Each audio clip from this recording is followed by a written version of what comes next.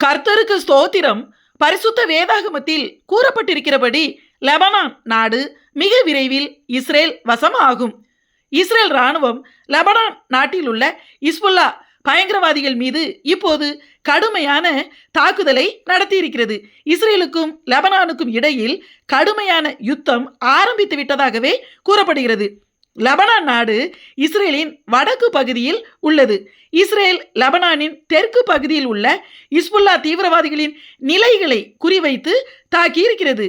சென்ற வருஷம் 2024 லெபனானில் இஸ்புல்லா பயங்கரவாதிகளில் 5000 பேரின் பேஜர்களை இஸ்ரேல் வெடிக்க செய்து உலகம் முழுவதிலும் பெரும் பரபரப்பை ஏற்படுத்தியது.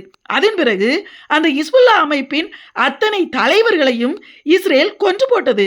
அந்த இஸ்புல்லா பயங்கரவாத இயக்கத்திற்கு ஆயுதங்கள் கொடுத்து அவர்களை இஸ்ரேலுக்கு விரோதமாக ஏவி விடுவது ஈரான் நாடுதான். இஸ்ரேல் அந்த இஸ்புல்லா தீவிரவாதிகளை முழுவதும் ஒடுக்கி வைத்து விட்டது. பிறகு அமெரிக்கா தலையிட்டு ஒரு அமைதி ஒப்பந்தத்தை ஏற்படுத்தியது. அதன் பிறகு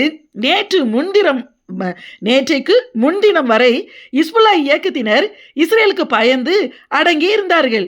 இஸ்புல்லா அதன் பிறகு தாக்கவே இல்லை.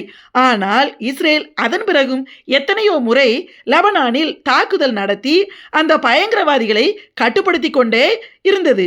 ஆனால் இப்போது மறுபடியும் லெபனானில் உள்ள அந்த இஸ்புல்லா இயக்கத்தினர் இஸ்ரேலுக்கு எதிராக பேசி இஸ்ரேலின் எல்லைகளில் ஏவுகணை தாக்குதலை நடத்தியிருக்கிறார்கள். இனி அமைதி ஒப்பந்தத்திற்கு அடிபணிய முடியாது என்றும் ஆயுதங்களை போட முடியாது என்றும் கூறி அவர்கள் எழும்பிவிட்டார்கள். எனவேதான் இஸ்ரேல் இப்போது லெபனானின் தெற்கு பகுதியில் அந்த தீவிரவாதிகள் முகாமிட்டிருந்த பகுதிகளில் கடுமையான தாக்குதலை நடத்தியிருக்கிறார்கள். ஆயுதங்களை கீழே போடாவிட்டால் மிக மோசமாக லெபனானை தாக்குவோம் என்று இஸ்ரேல் இராணுவ தலைவர் கூறியிருக்கிறார். இந்த பயங்கரவாதிகள் காசாவிலும் சரி லெபனானிலும் சரி வேறு எங்கே இருந்தாலும் பொதுமக்கள் மத்தியில் அவர்கள் பின்னால் தான் பதுங்கியிருப்பார்கள். பெண்களையும் குழந்தைகளையும் முன்னிறுத்தி அவர்களுக்கு பின்னால் தான் ஒளித்திருப்பார்கள்.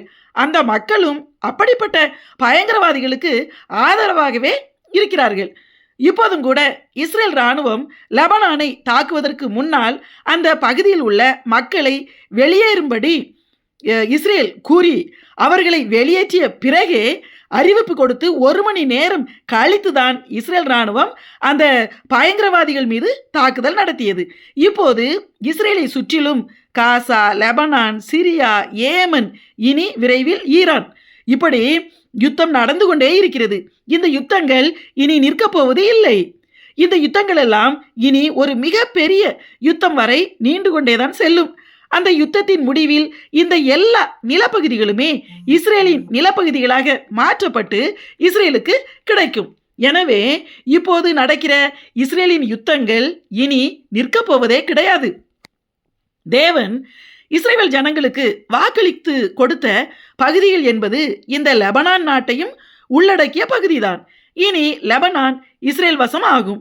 இப்போது நடந்து கொண்டிருக்கிற யுத்தங்கள் எல்லாமே தீர்க்க தரிசன நிறைவேறுதலுக்காக நடந்து கொண்டிருக்கிற யுத்தங்கள் ஆகும்.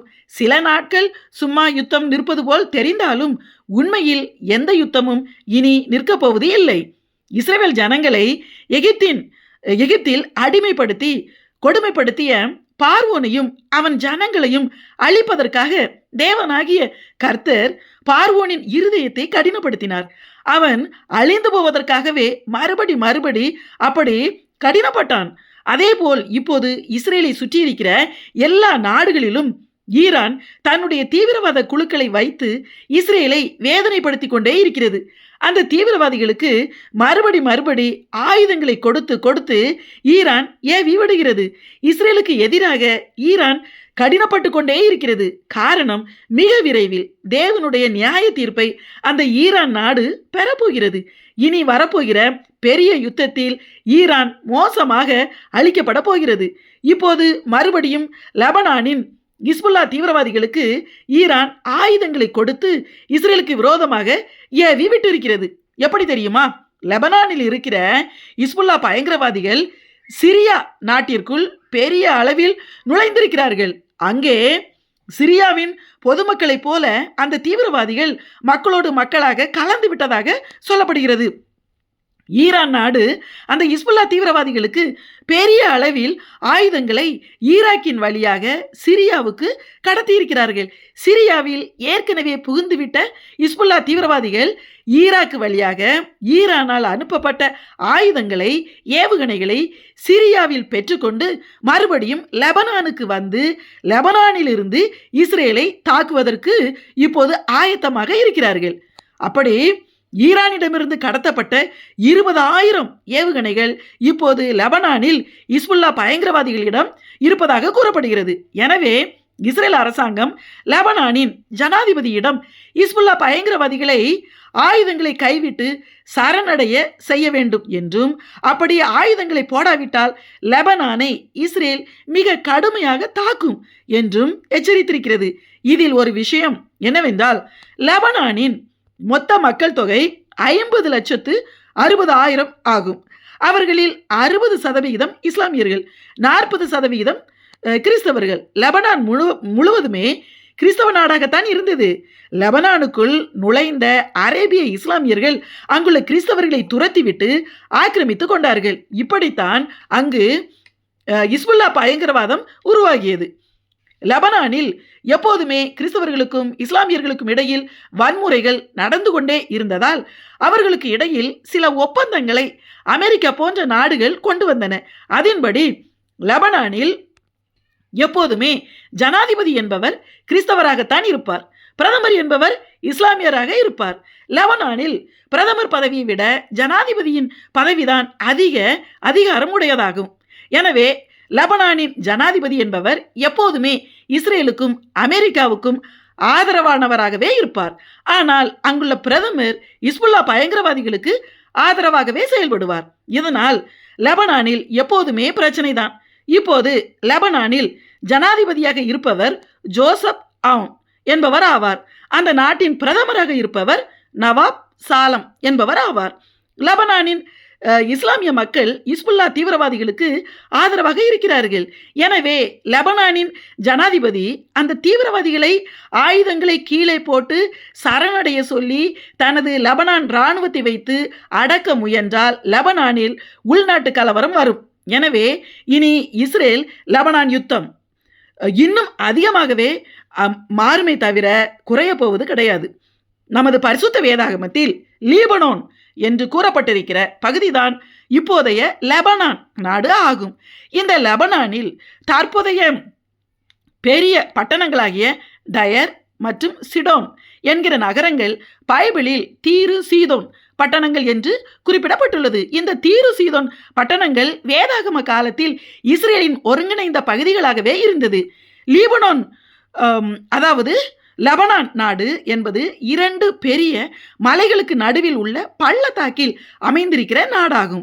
முழுவதும் மலை பிரதேசங்கள், பனி படர்ந்த மலை முழுவதும் பனிபடர்ந்த மலைகளால் நிறைந்த நாடு ஆகும். அந்த பனிபடர்ந்த மலைகளுக்கு நடுவில் உள்ள பள்ளத்தாக்கில் அமைந்திருக்கிற நாடுதான் லீபனோன் எனப்படுகிற லெபனான் நாடு ஆகும். லீபனோன் என்பதற்கு வெண்மையானது என்று அர்த்தமாகும். பனி படர்ந்திருப்பதால் வெண்மையாக தோற்றமளிக்கும் மலை பிரதேசம் என்பதால் லீபனோன் அதாவது வெண்மையானது என்று அந்த பகுதி அழைக்கப்பட்டது. மேலும் அந்த மலைகள் முழுவதும் கேதுரு, தேவதாரு மற்றும் பலவித வாசனை மரங்கள் நிறைந்திருக்கிற பிரதேசமாகும். கேதுரு மரத்தின் பிறப்பிடமே லெபனான் நாட்டின் மலைகள் தான் என்று கூறப்படுகிறது. சாலமோன் ராஜா ஜெருசலேமில் தேவாலயம் கட்டுவதற்கு கேதுரு மரங்களை இந்த லீபனோனின் மலைகளில் இருந்துதான் வெட்டி கொண்டு வந்தார் என்று பரிசுத்த வேதாகமத்தில் குறிப்பிடப்பட்டுள்ளது. இதை குறித்து 1 ராஜாக்களின் புஸ்தகம் 5ஆம் அதிகாரம் 8ஆம் வசனத்திலிருந்து குறிப்பிடப்பட்டுள்ளது. மேலும் லீபனோன் ஆகிய தற்போதைய லெபனான் நாடு என்பது நமது தேவனாகிய கர்த்தர் இஸ்ரவேல் ஜனங்களுக்கு வாக்களித்து கொடுத்த நிலப்பகுதி என்பதை பற்றி உபாகமம் 1ஆம் அதிகாரம் 7ஆம் வசனத்தில் தெளிவாக குறிப்பிடப்பட்டுள்ளது. மேலும் லீபனோனை பற்றி பைபிள் வசனங்களில் அநேக இடங்களில் சொல்லப்பட்டுள்ளது. உன்னத பாட்டின் புஸ்தகம் 4ஆம் அதிகாரம் 15ஆம் வசனத்தில் லீபனோனிலிருந்து ஓடி வரும் வாய்க்கால்கள் உண்டாயிருக்கிறது என எழுதப்பட்டுள்ளது. ஏசாயா தீர்க்கதரிசன புஸ்தகம் 2ஆம் அதிகாரம் 13ஆம் வசனத்தில் லீபனோனில் உள்ள உயரமும் ஓங்கலுமான எல்லா கேதுருக்களின் மேலும் கர்த்தரின் பயங்கரம் வரும் என்று கூறப்பட்டுள்ளது. லீபனோன் மலைகளானது கேதுரு மரங்கள் நிறைந்திருக்கும் பகுதியாகும். கேதுரு மரங்கள் என்பவை கடல் மட்டத்திலிருந்து 3500 அடி உயரமுள்ள மலைப்பகுதிகளில் மட்டுமே வளரக்கூடிய மரங்களாகும். லீபனோனில் மலைகள் மிகவும் உயரமானவை என்பதால் அங்கே மிகவும் உறுதியான கேதுரு மரங்கள் வளர்கின்றன. லெபனான் நாட்டின் தேசிய கொடியில் அந்த நாட்டின் அடையாளமாக கேதுரு மரத்தின் தோற்றத்தை தான் வைத்திருக்கிறார்கள். இந்த லெபனான் நாடானது 1941 பிரெஞ்சு நாட்டிலிருந்து விடுதலையாகி சுதந்திர நாடாக மாறியது. பெய்ரூட் என்பது லெபனான் நாட்டின் தலைநகரமாகும். இப்போது அந்த நாட்டில் உள்ள ஹிஸ்புல்லா தீவிரவாத இயக்கத்தால் லெபனான் நாடு மிக மோசமான நிலைமையில் இருக்கிறது. இஸ்ரேல் நாடு மிக விரைவில் தரைவழியாகவோ, அதாவது இஸ்ரேல் மீது மிக விரைவில் தரைவழியாகவோ வான்வழியாகவோ சிரியாவிலிருந்தும் லெபனானிலிருந்தும் தாக்குவதற்காக ஈராக்கில் உள்ள ஷாட் ஹிஸ்புல்லா எனப்படுகிற தீவிரவாதிகள் மூலமாக ஈரான் ஏராளமான ஆயுதங்களை அனுப்புகிறது என்று ஏற்கனவே இஸ்ரேலின் உளவுத்துறையாகிய மொசாட்டும் அமெரிக்காவின் உளவுத்துறையாகிய CIA-வும் கண்டுபிடித்து இஸ்ரேல் அரசாங்கத்திடம் கூறியிருந்தது.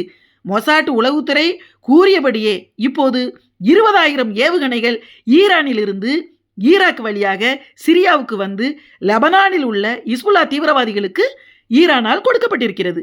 இப்போது அந்த பயங்கரவாதிகள் இஸ்ரேலை தாக்குவதற்கு தயாராகிவிட்டார்கள். எனவே ஹிஸ்புல்லா இயக்கம் மறுபடியும் வலுவடைவதை தடுப்பதற்காகவே லெபனானை தாக்குவதாக இஸ்ரேல் கூறுகிறது. இனி காசா, மேற்கு கரை, லெபனான், சிரியா, ஜோர்டான் போன்ற எல்லா நாடுகளுமே முழுவதுமாக இஸ்ரேலுக்கு சொந்தமாக மாறும். ஈராக், துருக்கி, சவுதி அரேபியா, குவைத், எகிப்து போன்ற நாடுகளின் பல பகுதிகளும் இஸ்ரேலுக்கு கிடைக்கும். எகிப்தின் நைல் நதி துவக்கி துருக்கியின் ஐபிராத் நதி வரையும், செங்கடல் தொடங்கி மத்திய தரைக்கடல் வரைக்கும் உள்ள பகுதிகள் பரிசுத்த வேதாகமத்தின்படி இஸ்ரேலின் நிலப்பகுதிகளாகும். இனி வரும் காலத்தில் அவை இஸ்ரேலுக்கு கிடைக்கும். அதை நோக்கித்தான் இப்போது இந்த யுத்தங்கள் நடக்கின்றன. அதற்கு முன்பே இயேசுவின் ரகசிய வருகை நடந்துவிடும். எனவே இவையெல்லாம் இப்போது நடந்து கொண்டிருப்பதை கவனித்து சுதாரித்து கொண்டு இயேசுவின் வருகைக்கு ஆயத்தமாகும். ஆமென்.